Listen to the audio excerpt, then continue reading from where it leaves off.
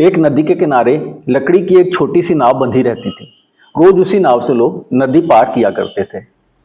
नाव चलाने वाला व्यक्ति अनपढ़ था, न किताबें पढ़ी थी, न किसी विद्यालय की दहलीज देखी थी, लेकिन उसे नदी की हर लहर की पहचान थी। कहाँ पानी शांत है और कहाँ पर धोखा दे सकता है, यह वह अच्छी तरह जानता था। एक दिन उसकी नाव पर एक विद्वान सवार हुए।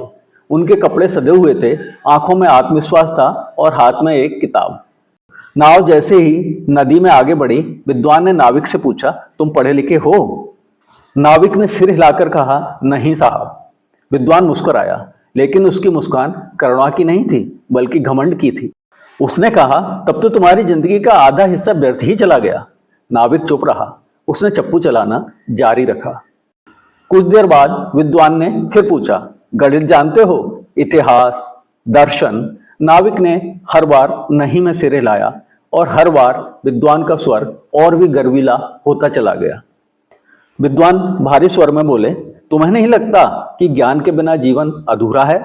नाविक ने नदी की ओर देखा और फिर आकाश की ओर। अभी वह कुछ कहना ही चाहता था कि अचानक हवा तेज हो गई, आसमान पर बादल घिराए और नदी में ऊंची ऊंची लहरें उठने लगी।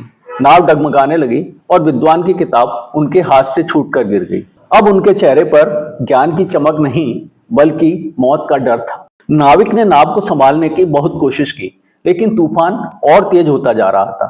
तभी नाविक ने धीरे से विद्वान से पूछा, महाराज, क्या आपसे तैरना आता है? विद्वान का चेहरा पीला पड़ गया। वह फुसफुसाए, नहीं। नाविक ने उनकी आंखों में देखा और कहा, तो फिर महाराज, आपकी तो पूरी जिंदगी आज दांव पर है। और अगले ही पल नाव पलट गई। नदी ने दोनों को अपने अंदर खींच लिया।